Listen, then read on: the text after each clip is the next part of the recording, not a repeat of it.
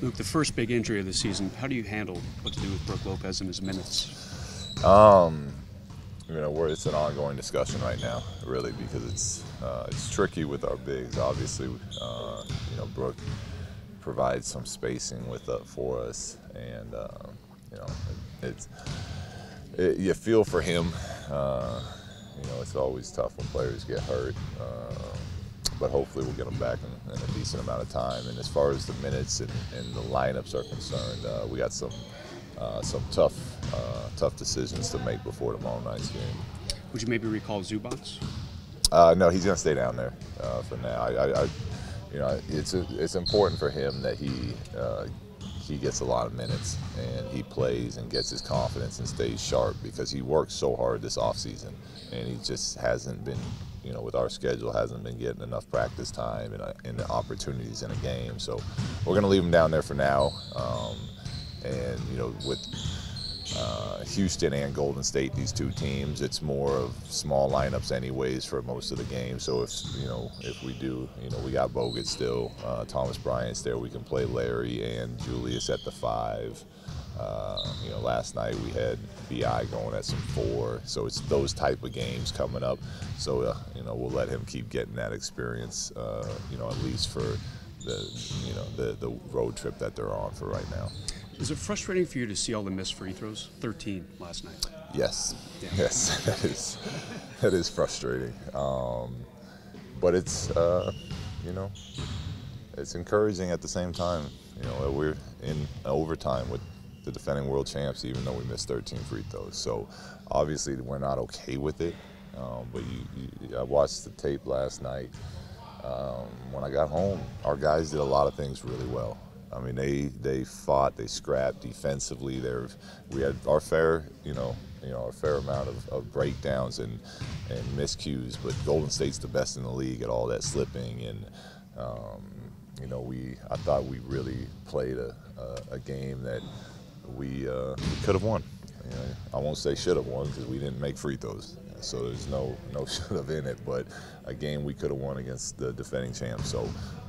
A lot of good to take out of that game, and we just have to keep getting better at the fundamentals of the game, and included in that is free throws. Luke, when you guys got Brook, there's so much talk about how perfect he was offensively for what you guys were trying to do. And if you just look at his numbers, which I think he probably advises against doing, but it's career lows kind of across the board. I mean, how do you evaluate his season up to this point, and what do you really feel like what are you losing in the ball? Well, I think it hurt. Obviously, he's been his whole career on one team, so it takes a little bit of time. And you put the dream teams together, and it takes them time to start to figure each other out and play, play together. So, that combined with the fact that he was hurt in the preseason and training camp, I think it's been a little inconsistent so far.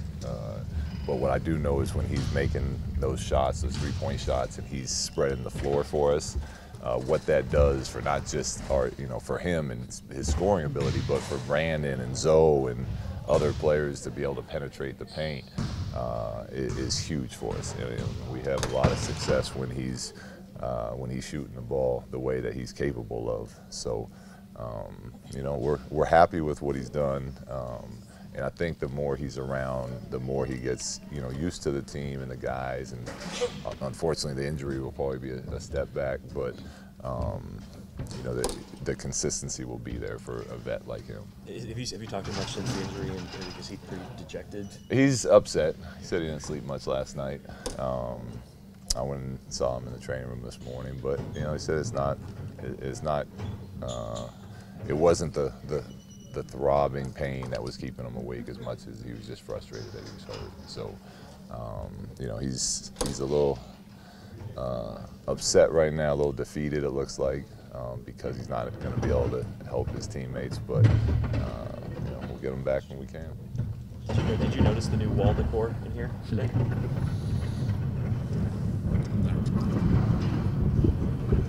Yes. It really jumps out at you, doesn't it? Yeah, it's beautiful. It was an amazing night last night. It was, as a sports fan, as a basketball fan, being part of it, everything besides that, the outcome of the game. But even the game I thought was awesome. It was, you know, two teams just really scrapping out and making plays back and forth.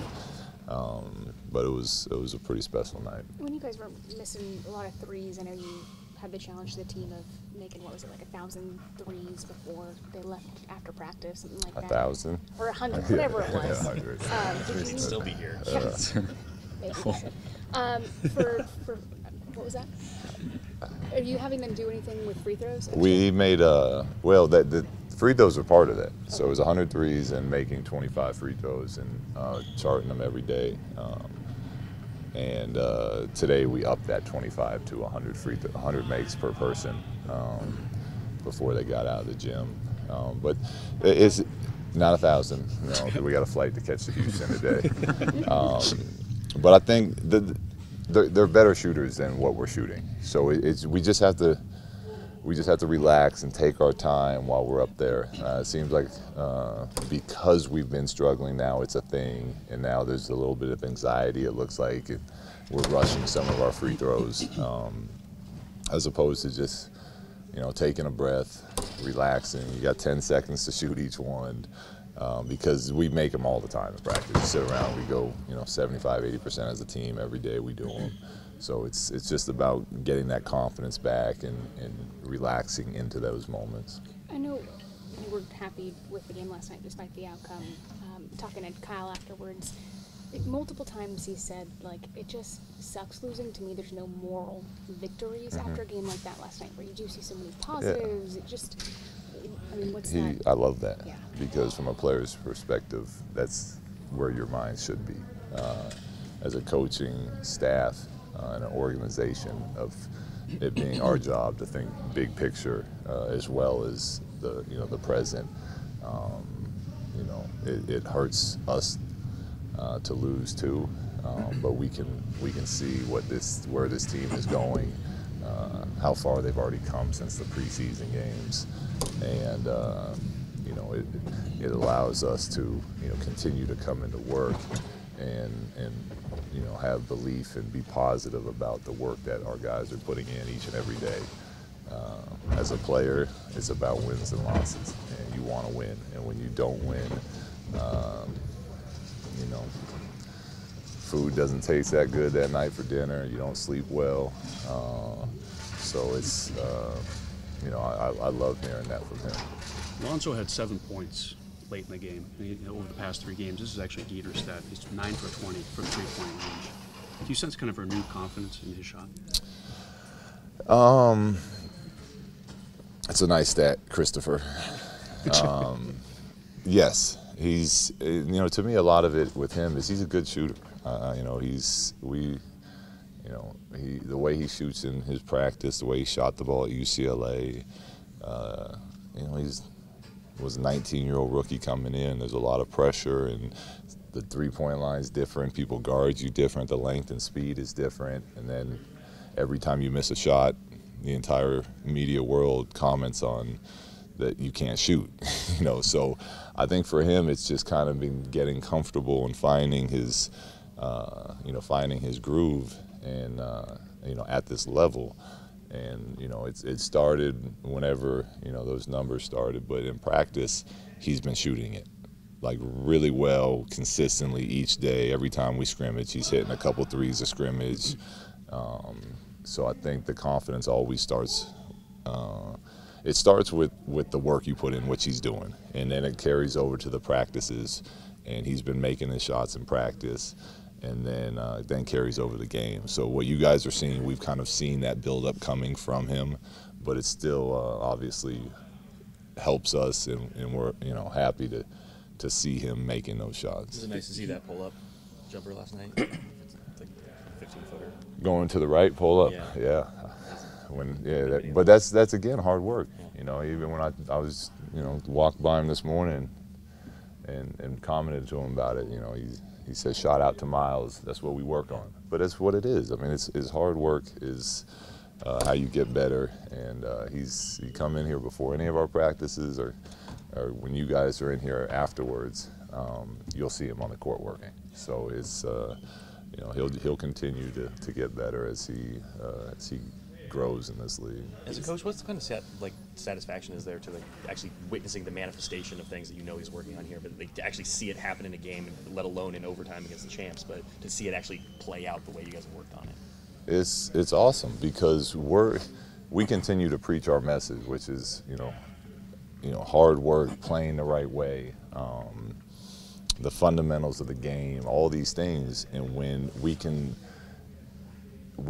a lot of times what we're talking about and what we're working on in practice isn't the most exciting part of the game, but when the guys start doing it, they start doing it in the game, and we can show it on film and they can see it firsthand. It starts to carry over that buy-in and that belief in what we're doing, and then they start going even harder and harder, and eventually it just starts rolling over on itself, and it's good for the players to be able to experience and see some of that stuff. Did you like Lonzo's drive at the end of the game of the basket, and just how aggressive he was in the overtime in terms of the attacking of the basket? It was awesome. I told him, I said, even if he wasn't making those shots, I still like the aggressive. If he took all those same shots and missed them all, I'm still good with that because we want him being aggressive, especially down the stretch of games, overtimes, fourth quarters. He's such an unselfish player, and he has such a great feel for the game of basketball that,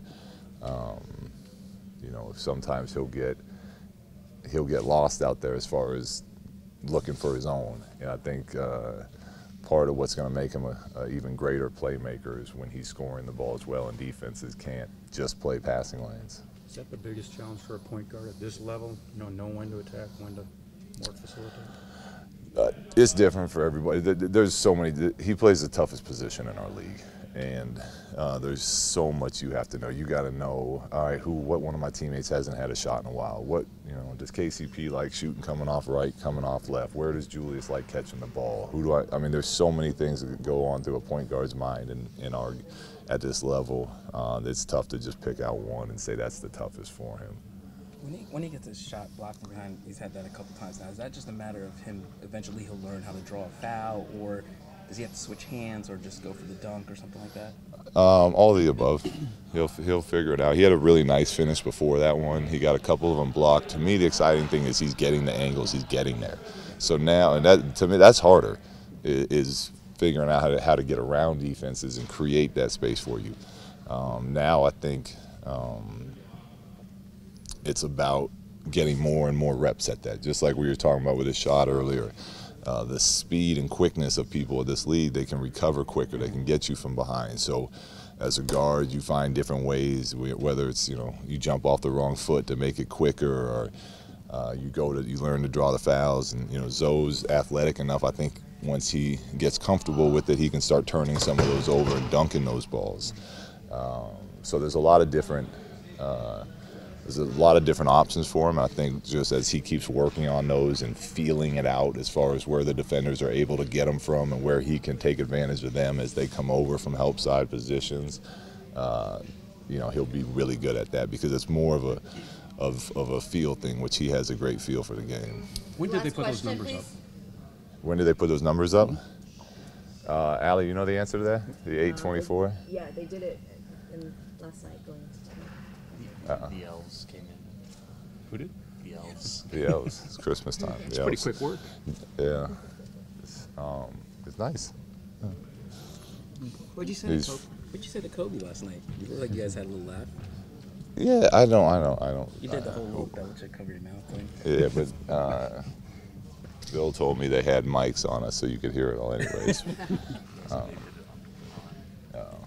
Sorry, I misquoted. Were you mic'd up? No, I wasn't mic'd up last night. Otherwise, you guys would have had it. Thanks, guys. Thanks, Luke.